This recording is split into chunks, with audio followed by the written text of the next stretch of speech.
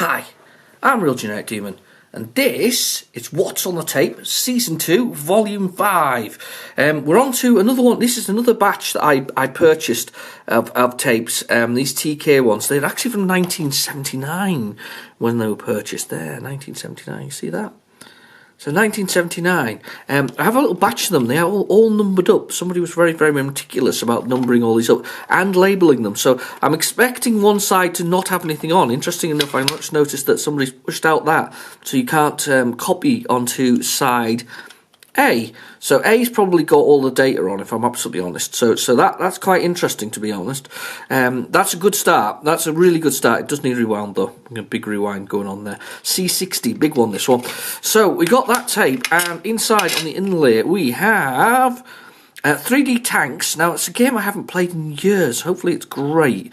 We'll see. Battle of Britain, I think that's a real flight simulator, sort of a full-on flight simulator. The Hobbit. Now, from my experience, that's the game where you attack Gandalf, and then he just splits your skull open. It's great.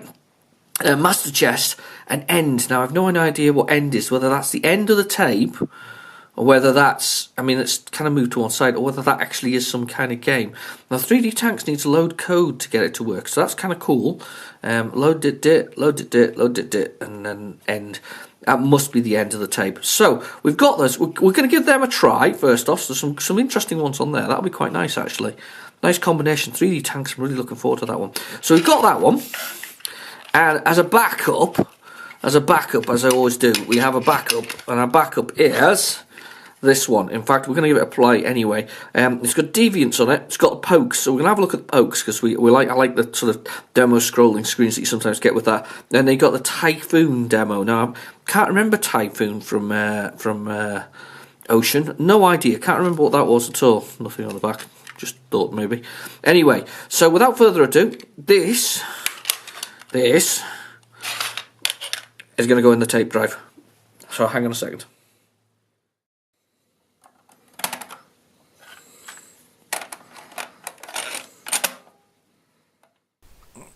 Right, our tape is in the drive. Let us start loading. So, if this thing is to be believed, we're doing a load code for a start off. Extended mode code. Getting quite good at that. Load dit code.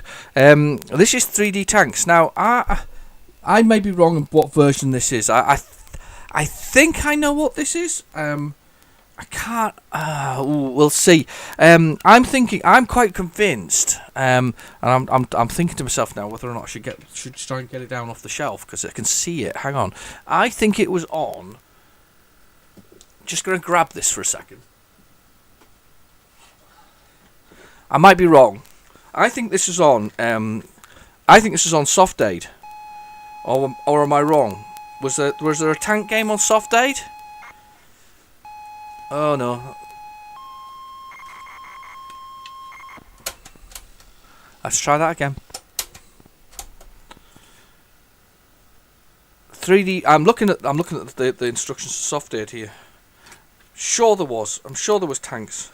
That's where it's interesting. Soft Aid is where I actually played the Pyramid for the first time. That was a game that I really quite enjoyed. Grabbing another copy. Because I got a couple. I'm sure the tapes are different in different ones, though, to be honest with you. Right, this might be a more complete one with a more complete inlay.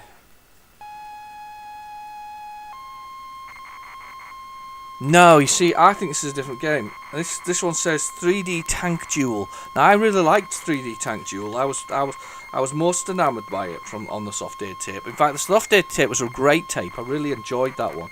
It came was it one of the first times that computer games have been used as a charitable thing? I think it was. I think this was groundbreaking when Soft Aid came out.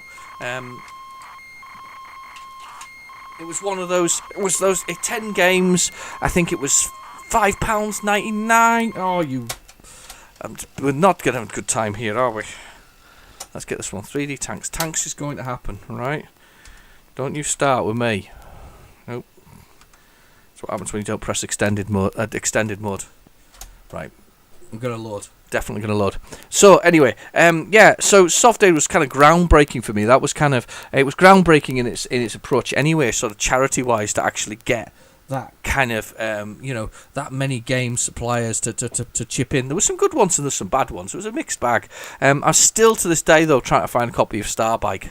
I actually found one on eBay, and the seller decided not to send it nor respond to any of my responses. So I had to get eBay to step in and have my money returned, which was a bit of a pain because I actually really wanted the game more than I actually cared about whether or not the seller was going to send it a month late or not. That really didn't bother me. I just wanted the original copy of Starbike with the original cover of the sort of bike on the thing going up and down. But anyway, right, okay, let's go for this one. Come on. I hope I'm gonna feel lucky this time round. I am quite looking forward to this one. You behave yourself and be good. Come on. Come on. Oh, we got colour. Don Priestley, 1982. This is an early one, isn't it? This is an early game. Don't think we've got any controls on it. Everybody had chess, though. You know, I'm looking at the cover tape on here. Chess. Everybody had chess. I must have hundreds of copies of chess now. I sometimes buy job lots of Spectrum stuff. Invariably, and maybe I won't be the only one out there. What you end up with, Horace Goes Skiing. Everybody bought Horace Goes Skiing. Hungry Horace and Horace and Spy is a little bit less common in comparison, but Horace Goes Skiing, everybody bought it. Everybody also bought Make a Chip. What was with that? Why did we all buy a package that allowed you to, make a chip? Why did we buy that? Anyway, I don't know if this is the right game. I really don't. This is confusing me. Let's press I for info first. Let's see what it says. Activate tank's turret. Keys are gun left and right. FT, up and down. FT, WS. Y is fire. Blimey heck. Spaces to abandon the game. Right, okay. Is this the game I don't know what game I'm thinking of here. I have no idea. Let's see whether or not I can play it or not. One player game, that's fine. Let's see to change the game. Does that change it to 2 player game? Easy. Redefine keys! Ah, right, great. 6. Left, right, up, down.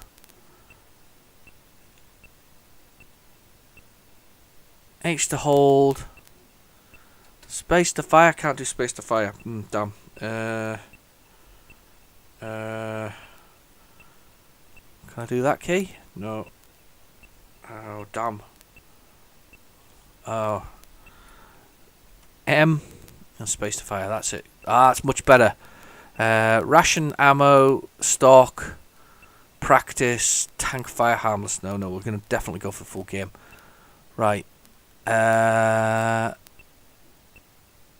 One player, any other key, no change. I've played this one before. This is one where you angle the gun up and down, and then you fire there. Yeah, I've played this before. It's not the game I was thinking of. The one I was thinking of was more like, is it Battlezone that Atari wrote? Atari's arcade game, Battlezone. It was kind of good actually, though. I remember it being very good. Go on. Yeah, got the tanks. It's not bad, this one actually, 3D tanks. Much better on the keyboard. I did play this. It was on the Vega, I think it was, and it wasn't the best on the Vega.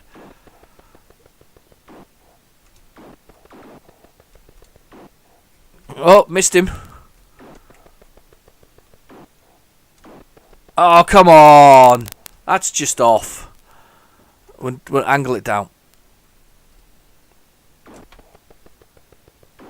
Yes!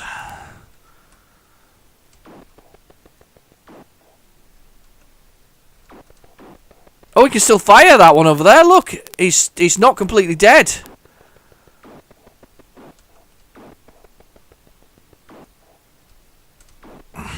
That's hit him. I got his friend. That's actually quite good that he's not particularly dead, because makes it very useful to hold him in position. Yeah, I played this on the Vega. It wasn't so good on the Vega. I didn't enjoy it as much. I think it's not a bad game, actually. It's not a bad game at all. It's what a good sort of single-screen arcade game. Very, very much something that the Spectrum has. You can't get him again. That's a real shame. I've run out of ammo now. How do I get more ammo? I don't think I do. I think that's me. I just have to wait for them to go past, then we're all over. Oh! Why did I stay there? Oh, okay. That's not bad, that one, actually. I quite like that one. That's kind of... yeah, it's not a bad little one single screen arcade sort of shooting game. I could see that being quite good. In fact, I could see that in the arcade with some kind of levers and things. You know, sort of tracks left and right on your thing. You know, pulling a big lever backwards forwards for the gun, and then a big button to stomp it for sort of left, and then left and right on some sort of other kind of thing. That would be really kind of cool. You know, sort of. I can see that large lever. I'm waving in the air, and you can't see, but I'm waving in the air. I'm waving at my lever.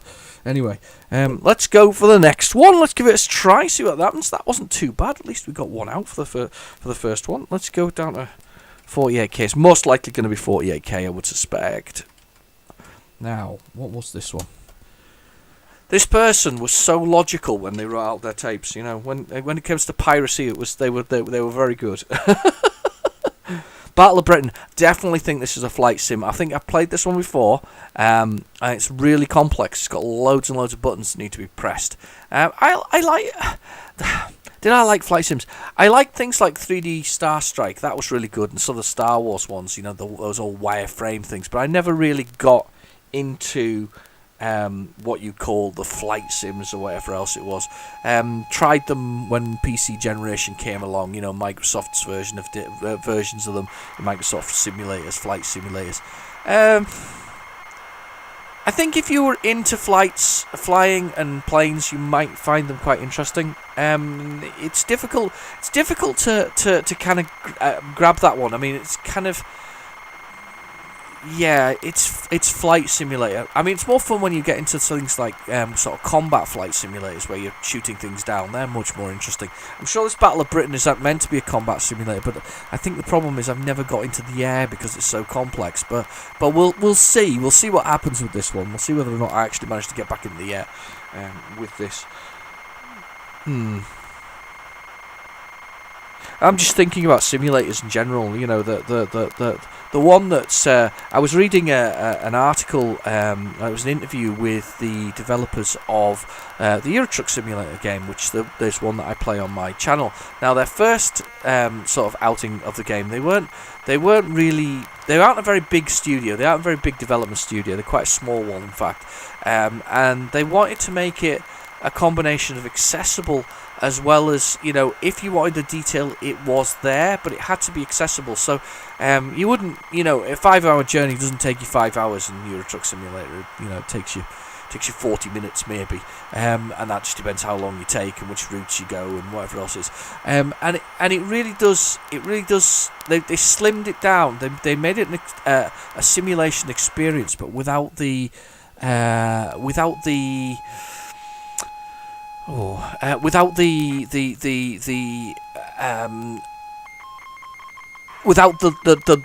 the time, and it's more of a chill out game than it is anything else in my point of view. So yeah, definitely worth looking at on the scale of things. This is not the game I was expecting. This looks more like a strategy game. In fact, the fact that it says A to Z to little a and capital A and lowercase a tells me that we get to move things around on a grid. I'm assuming move the planes around on a grid. It's by Microgame Simulations, Cambridge, England, 1982. Another very old one. R. Erskine. Do you want sound? Oh, yes. Do you want instructions? Yes. 9 German bombing squadrons and fighters escorting named Raiders 1 to Raider 9 are flying in various routes to one of 3 possible targets. As a commander of 9 RAF squadrons, your mission is to intercept the enemy targets before they reach their target, should I say. The last known enemy positions are plotted on the map. Right, okay. Oh, I pressed the space bar and it's gone. Oh, damn. Can we run again? Oh, thank goodness for that. So it's a basic game. I pressed spacebar as any other key. Have I broke it? Do I want sound? Yes. Do I want instructions? Yeah. I'll press the button to scroll. So RAF squadrons can be scrambled from any place, and they can move into position, basically. We're just going to play. Upper and lower case to indicate position. Yeah, so it's going to be grid references on there. Scramble squadron, change course, squadron to preset patrol, return to base, report squadron status, display instructions. Right, so I's useful. Display this list. Right, that's good. Yes, K, just in case you need it. Right, okay, any key. There are 100 bombers to reach their target. Do you want to change this number? No. Okay. Fighter command. So this is not the game I was expecting it to be. I was expecting it to be a flight simulator, and I'm sure there actually is one. This is a program. Right. So do I have to press a number? So if I go number 1. Communication channels open. Enter command. X to tally. I can't remember what the commands were already.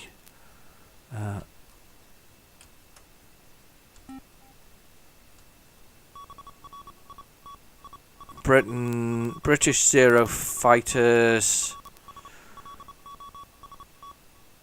lost.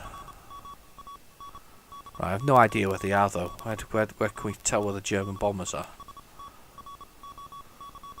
There's 100 German bombers on the way.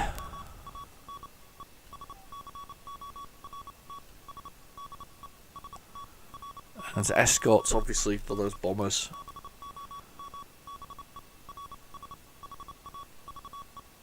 Okay.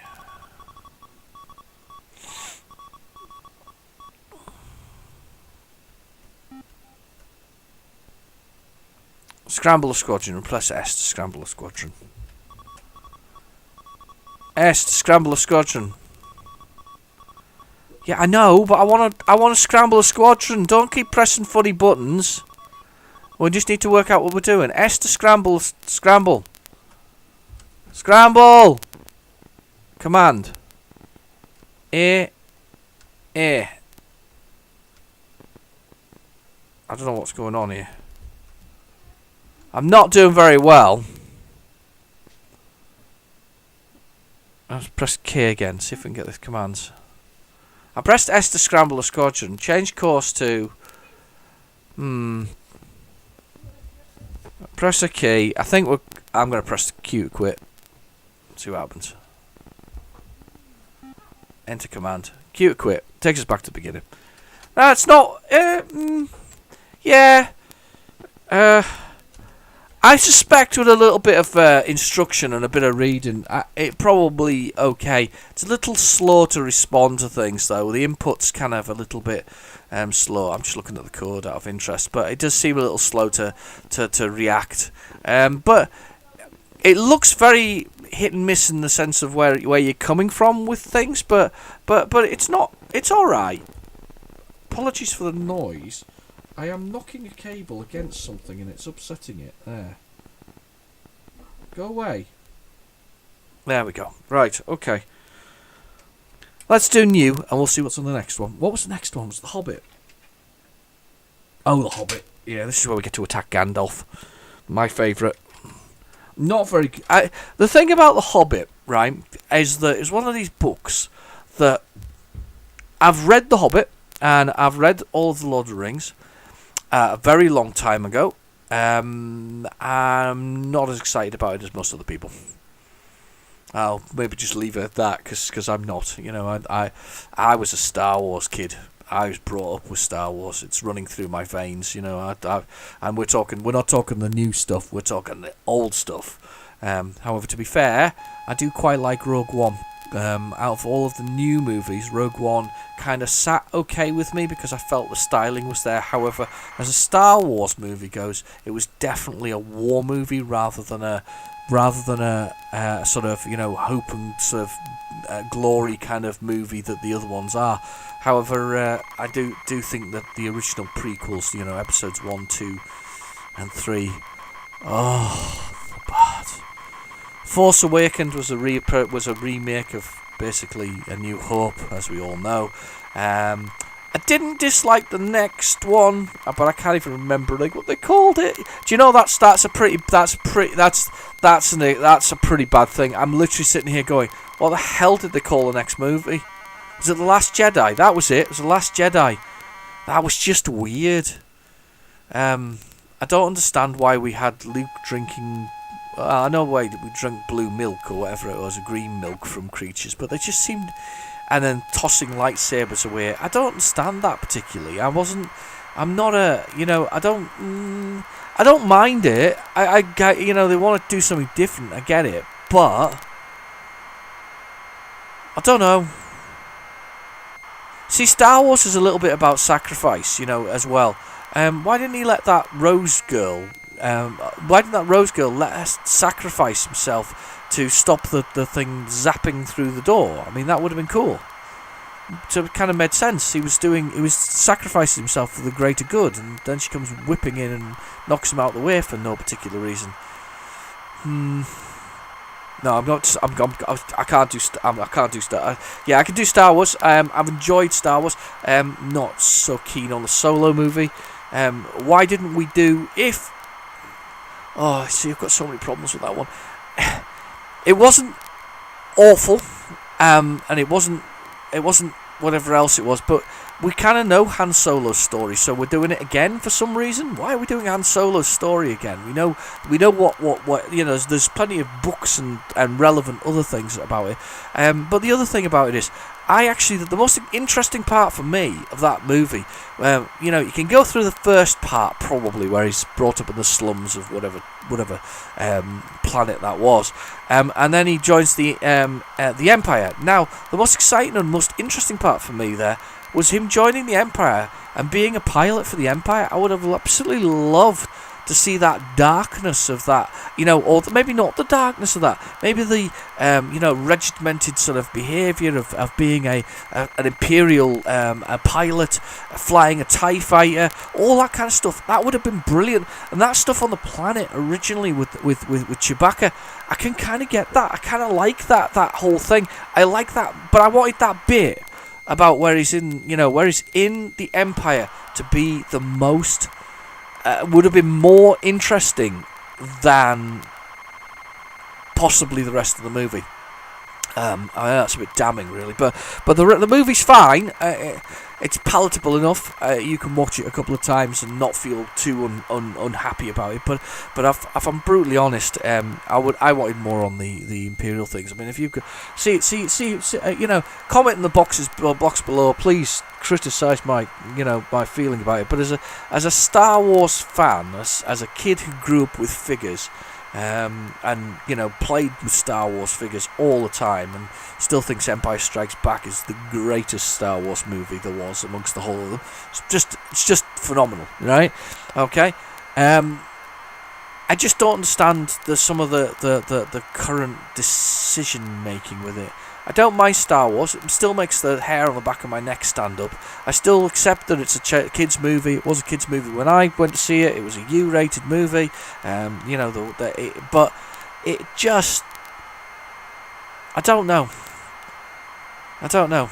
People say, though, that the Marvel cinematic universe is much better and much more evolved. And I would agree that it's much more evolved. Is that finished? I would agree that it's much more evolved. However, there we go, yeah. So, typical place. We're in here. Gandalf's smoking a cigarette again, or whatever he was doing. Smoking his pipe.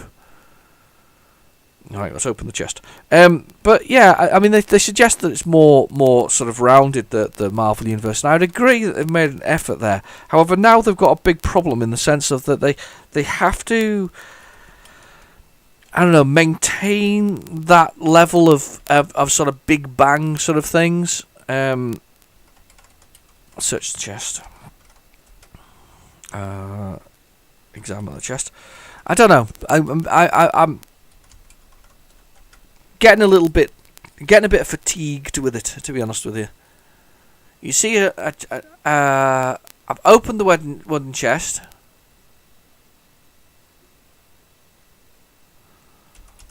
If I just look again, will I see anything else?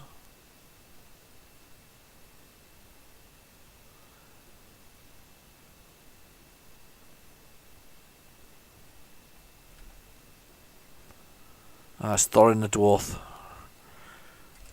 Open green door.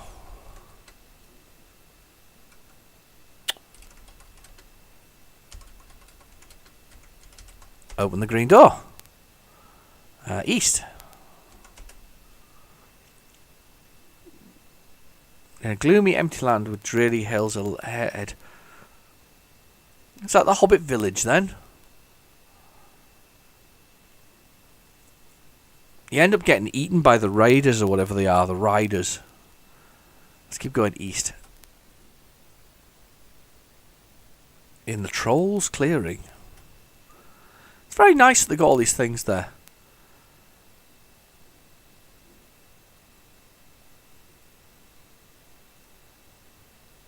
The hideous troll says, "Blimey, look at this. Can you cook them?" The vicious troll says, "Yeah, try, but I wouldn't make a mouthful." But it wouldn't make a mouthful. Oh, right, okay.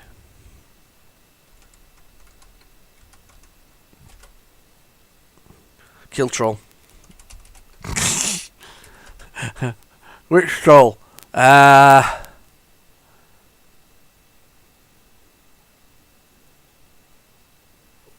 Which troll? Hideous one.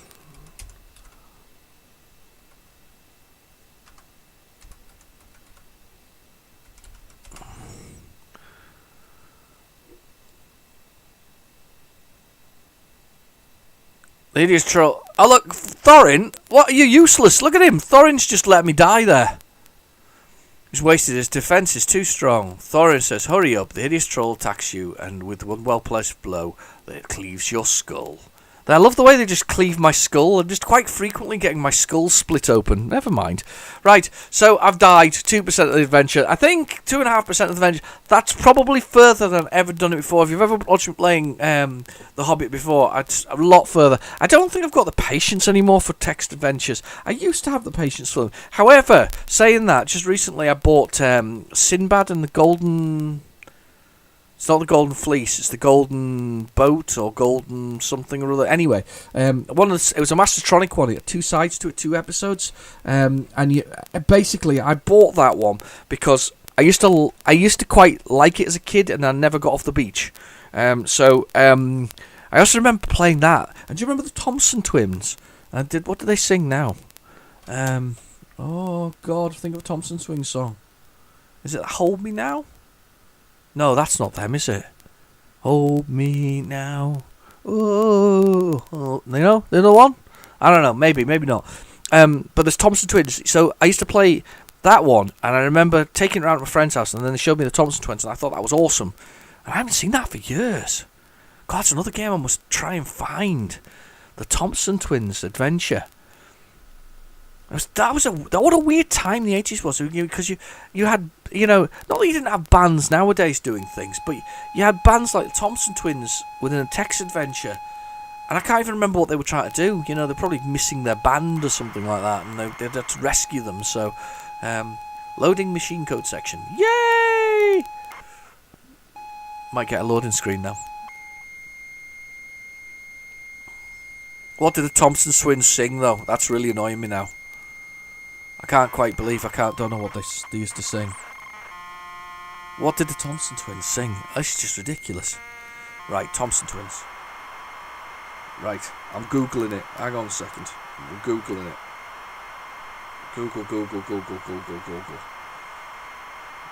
I'm just going to search for this now and see if I can find out what it was. Thompson twins. Well, did that feature in that Bandersnatch movie as well? I think it did. I think you had to choose, didn't you? Right, okay. Yeah, it is Hold Me Now. Hang on. Oh, what's that? Go away, whatever you are, I don't want you. Go away. Ah! Skip. That one!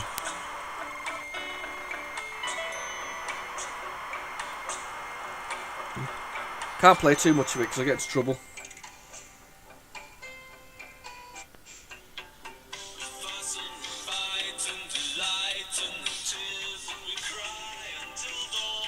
It was Hold Me Now. Hold me now. Whoa. Well, I can't remember the rest of it. I just don't know that bit.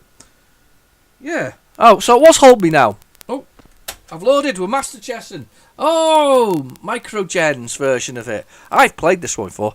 And if you don't choose colour, you get all kinds of things. Pete, play. Choose white. I'm white.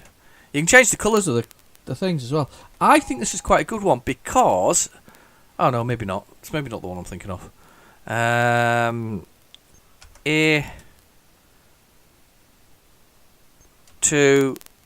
To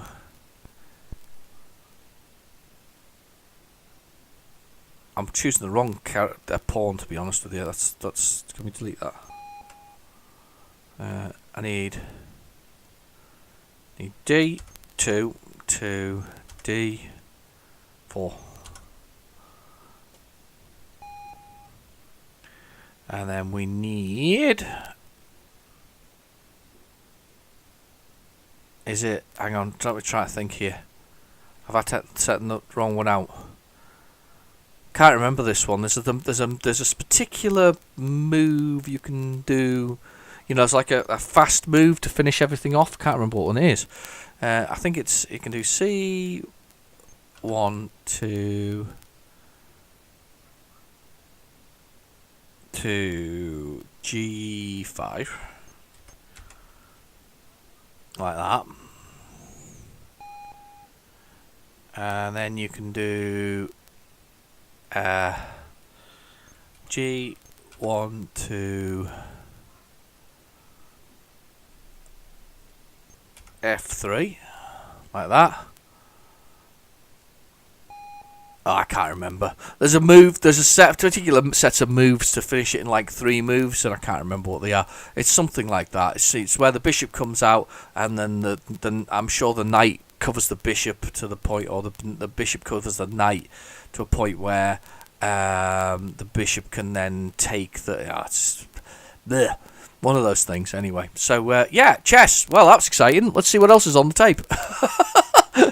This is a quick one.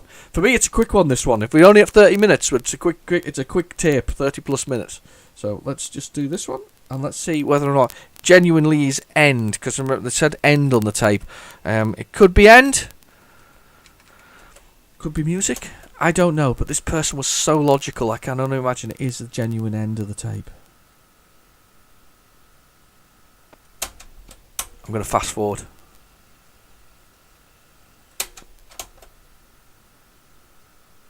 Nope. Silence. The sound of silence.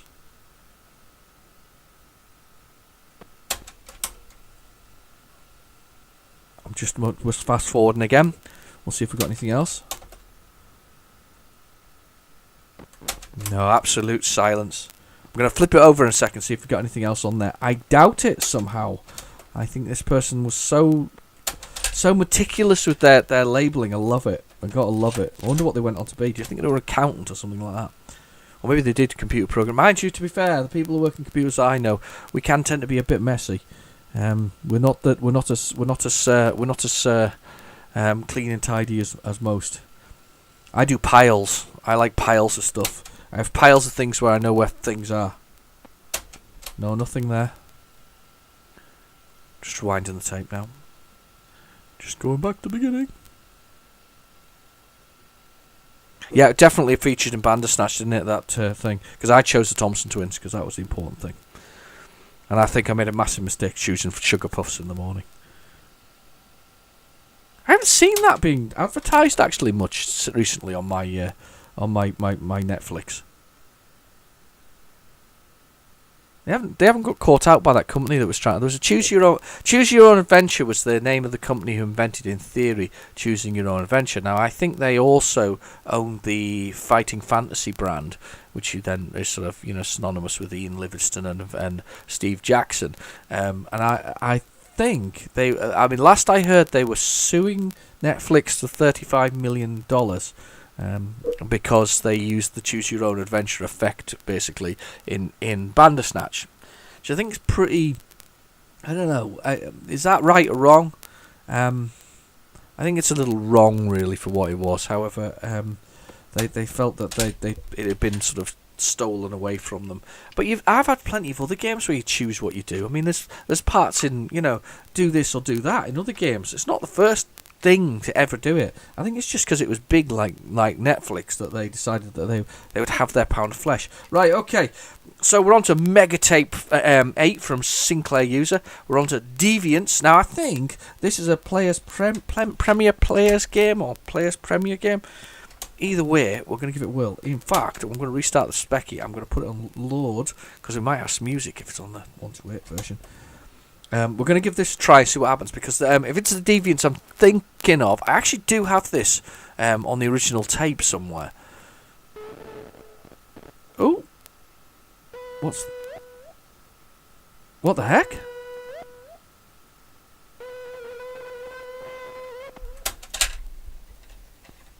What the heck?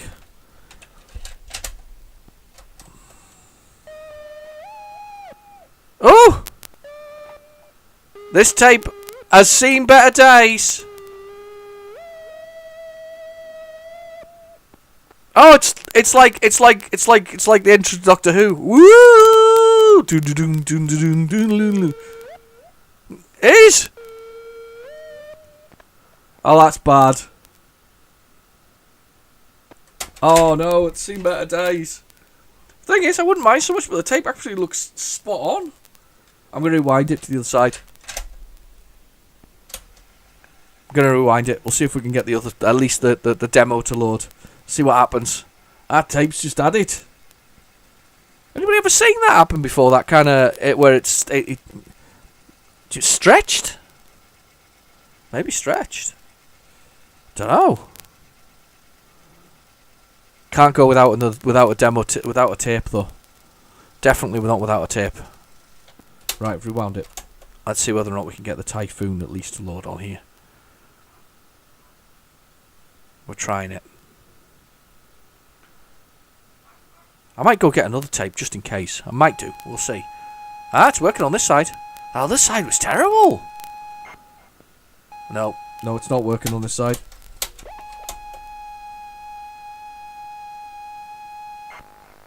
Oh, Typhoon.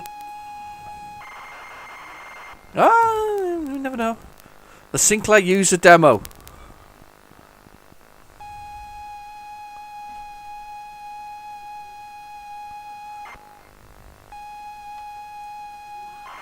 Interesting. That other side was bad though, wasn't it? That was an awful. That was really bad. Sounded awful. Sinclair User had this thing about black and blue. I noticed this on these things. A lot of their things are black and blue. Or blue and black, whichever way you want to talk about it. Not sure what this is. This could be... I wonder... the only Typhoon I can think of is the 1-4...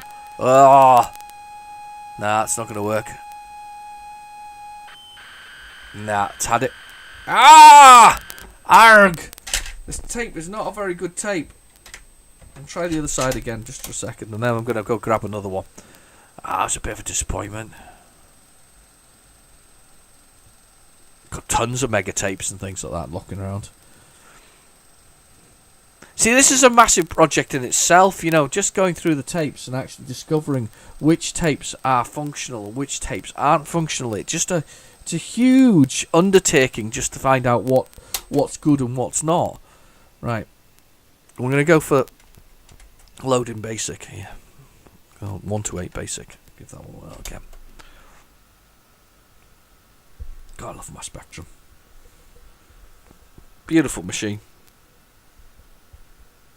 Even with the Amstrad styling, I'm sorry, I hate to say it. Yeah, there's that noise again from that first side. Boop, boop, boop. It's like a bee trapped in something. In a vent. It's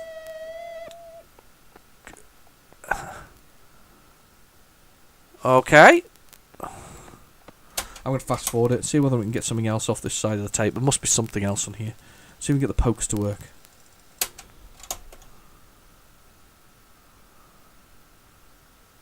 There's actually nothing coming up there. No sound at all. It's a really bad cover tape, this one.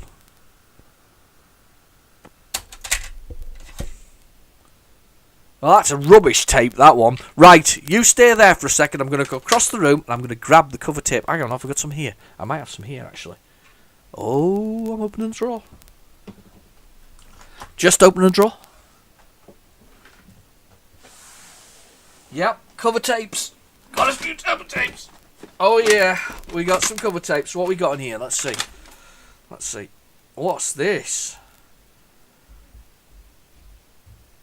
Well, that sounds brilliant. Let's go with this one. This one is a Ocean game, and this is, what magazine's this? Your Sinclair, and it's called Flashpoint. Never played it before. This was apparently a complete full-price game and never before released. And on the other side, we've got Power Drift playable levels for Your Sinclair only.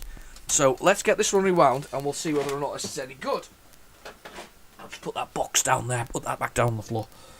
This sounds interesting. What I'll do is I'll put a picture on the screen of this tape so that you can see what it looks like. It's not very exciting, but it's something. Flashpoint, never played it. You played Flashpoint before? God, I'm talking too much.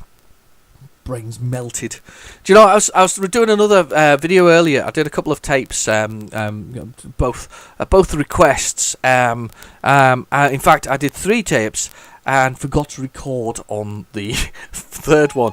I'm very unhappy with myself for that because I did this long record on it. Well, I say long record. It was quite a quick record, really. It was quite a short game, but it was very, very basic in its approach, but an arcadey type thing. But I'm just quite annoyed with myself that I'd recorded for whatever time I'd recorded for, and then proceeded to just lose it. Never mind. Big sigh.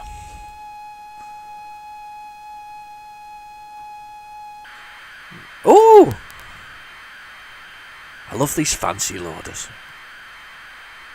Always excited me that when a developer went to the trouble of either putting like a timer on the bottom. The timers were brilliant. Remember timers on things?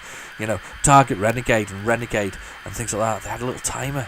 They counted down to how long it would take to load, and it was just like the best thing ever because you could tell how long a game was going to take. It was on Bubble Bobble as well. Bubble Bobble was the same. They had one as well. Flashpoint. Denton Designs. I'm hoping I haven't played this one before, you know, in one of my What's on the Tapes. I just had that dreaded feeling there that I may have played this one before. I hope not. Because there was something else on here, wasn't there, as well? I can't remember what it was as well, no. Power Drift. No, I definitely haven't played this one before because I haven't played Power Drift on it. Power Drift's an arcade game that was doing it. But, yeah, no, I always thought it was brilliant that they went to the effort to change the borders that made the way the loader worked. Just a little bit. Still like them when they're bright colours though. I love it when they do the whole palette across the Spectrum palette because they're just so loud. It's brilliant. That's what I really liked about my Spectrum was how loud the palette for it was. However, I was often envious of the way that you could get more than 2 colours in the same 8x8 square on any other computer other than the Speccy, realistically. But we managed on the Spectrum. We managed, and we loved them. I think there's 5.5 million of them sold in the UK alone. It's pretty impressive. It was the number one selling. Was it number one? Don't think it was number one in the world. Number one in the world is Commodore 64, but because with about 12.5 million. But Speccy was definitely up there. I wonder how many were sold Commodore-wise to Spectrums, because I didn't know any. I only knew one person with a Commodore 64. And to be fair, come to think of it, my wife actually said she had one as well when she was a kid. She had a Commodore 64. I didn't know that before I met her. I mean, obviously, that could have changed our relationship completely if I'd known she'd actually been a Commodore user. But she did say she didn't play on it very often, so we're okay.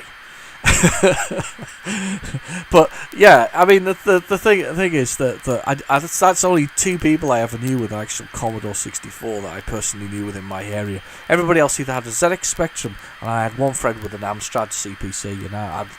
And to be fair, I've been quite enamoured with them recently. I'm quite enjoying my Amstrad CPCs. They're a beautiful machine. They're really, really nice, really enjoyable to use. So, but I still love the Speccy. It's my first love. First sort of gaming love is the Spectrum for me. Is it? Yes, it is, definitely. No, I was thinking back whether or not I thought Astro Wars from Grandstand was maybe my first gaming love. It probably was, but when it came to actual computers or something, you could change the actual things that are in there. That this was the machine. This was the machine. Okay, I think we're almost there. It feels like we're almost there. Oh! Got some music. Never before released from Ocean. Demonstration game. Or should we just play? Let's just play. Oh, got Kempston. I've got Kempston. I have got a Kempston in. I will plug to the Kempston. 0. Practice level. That sounds good to me. Oh God. What's this about?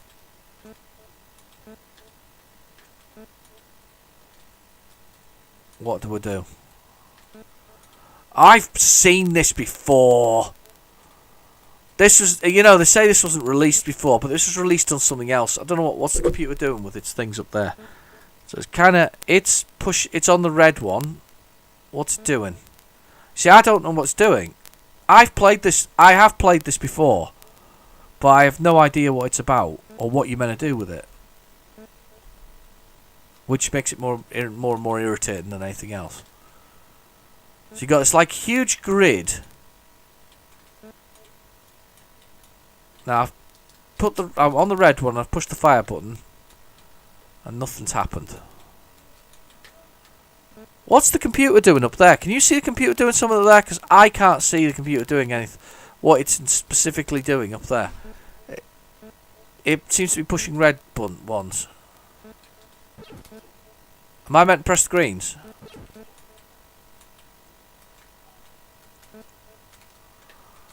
I've pushed the green one.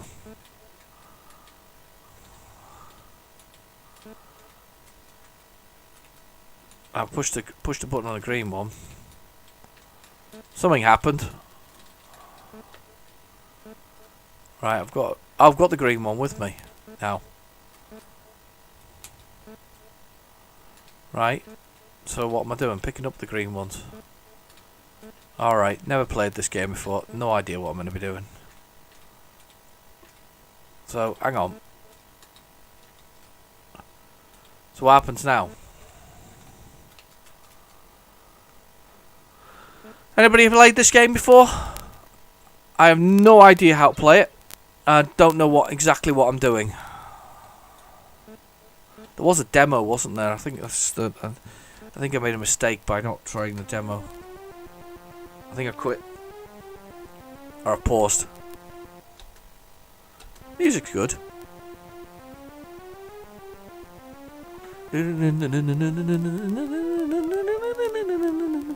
Yeah. Alright, no idea how to play that game. None at all.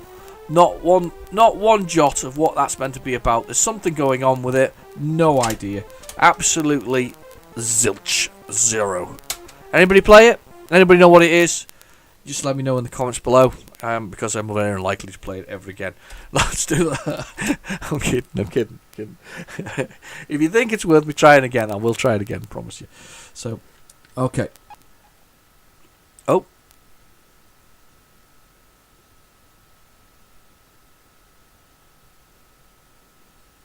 There was a bit of noise there, and then nothing.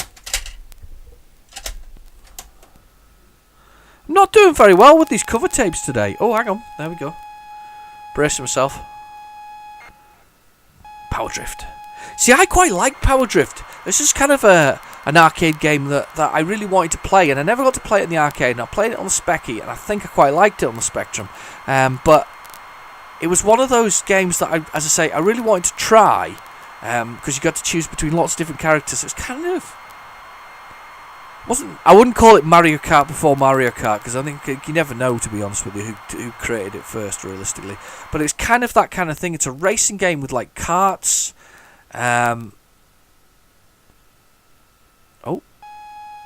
Oh, black and red, black and blue. Yeah, so it's kind of the karts that are flying along. I'm sure there was like a button to boost and whatever else it is.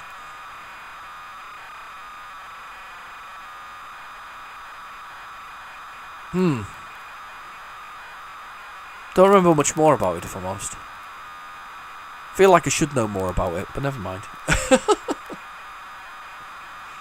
I don't even know which arcade developer it was by, or what developer it was by. It's funny, isn't it, though? You'd have thought, the quite a lot of the arcade developers then went on to write computer games, and then some of them just sort of, lost their way. I mean, Atari being the big one.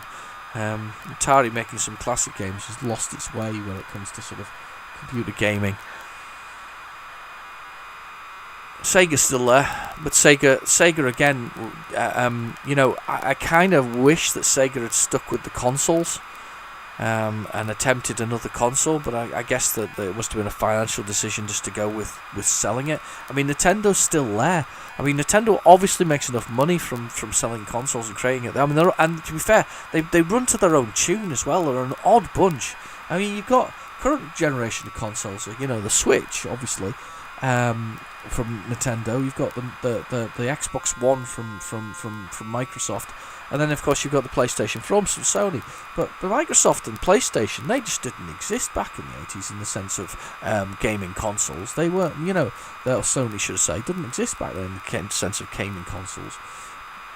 I know they were looking at something, because they looked at, there's that hybrid, isn't there? There's that PlayStation stroke Super Nintendo that was birthed, and a prototype appeared in the real world. But no, they weren't. They were not the things. Atari was in there. They kind of disappeared though, didn't they? Atari during the sort of middle bit. The middle bit was sort of the 16-bit side of it was sort of Mega Drive and Super Nintendo. It wasn't really. There was other things there. There was a PC Engine which sadly didn't gain traction in the West. It did do well in Japan. It did 12 million units in Japan, which ain't bad actually, considering. It also explains why they've got some cracking shooters on it if you actually got one. But there's some missing bits here about development and routines and whatever else it is. The Sega Saturn was meant to be was akin to the Sony PlayStation 1.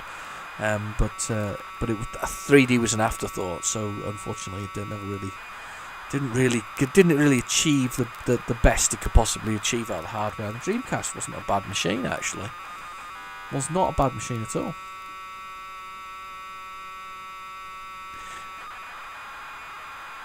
No loading screen. I'm quite surprised by that. I would have thought there would have been something. Oh, hang on. Do I want to do keys or do I want to do joystick? I'm going to go joystick. I've got my joystick in, so let's go joystick. Exclusive Power Drift demo. Alright. Be third or be better. Yeah, here we go. So you got a little, I don't know which I'm the lady, I think. That's me. No, it's not as good as I remember. Oh dear, memory is terrible, isn't it, when it comes to these kind of things? I'm currently 5th. It tells you the races between you and the the positioning. Oh, there's no sound whatsoever. Maybe, oh, I didn't put it in the 128k mode, did I?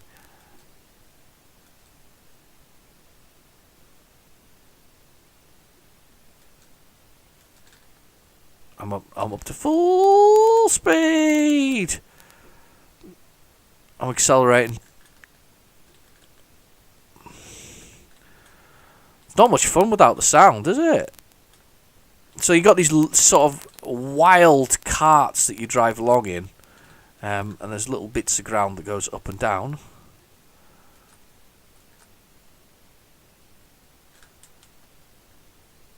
And you kind of drift, because that's what it's about, power drifting, you see. Wow. Isn't it horrible without any sound? It's pretty standard sort of driver for the time, to be honest with you. The way it looks is pretty standard. I probably would have enjoyed this back in the day. I don't think it's not held up well, this one, unfortunately. This is the thing, though, with arcade conversions. As the arcade got more and more powerful and games got more and more advanced, it's very difficult for a little 8-bit machine like the Spectrum to kind of keep up. It was nice that you got the arcade conversions, because we were delighted with those, because that's what we wanted. We wanted what was, in our local arcade. We wanted to play those games. Because they were the cutting edge games, they were the ones that we wanted, and the fact that your little 8-bit machine at home could do it, Outrun 720 and things like that. You wanted to do those things. 720 is one of my favourite all-time games, to be honest with you, on the Specky. I really liked it at that particular game, but that's what you wanted. You wanted these kind of games, but they sometimes just didn't hold up as well. I did remember having I have got this somewhere, I think, the full version of it, on tape somewhere. Oh, round the corner, I'm going for it. Don't seem to have to change gear when you're going up. You can change gear down with the fire button, but you don't have to change gear down. Power through there. Up this little slope here. I've got to get to 3rd place or better. It's so silent. It's all jammed into memory, all of this. In fairness, it plays alright. It plays alright. Yeah, in fairness, it plays alright. I don't mind how it plays. I must have lapped somebody there. Because it didn't move up a position, I don't think, or did I? Maybe I did. I hadn't realised I had. There's another car. Another little drifter. They're going around that so much faster than me. They're not even drifting either, they're just sticking to the road.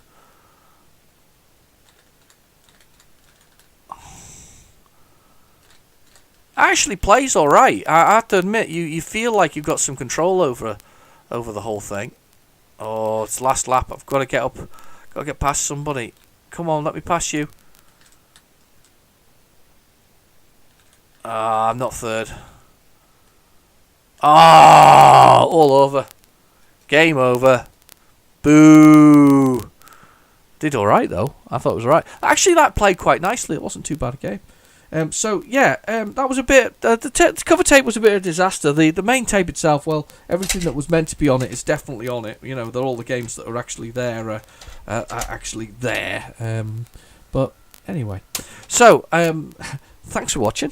I've been your host, Real Genetic Demon, and I'll catch you in the next video. Bye bye now.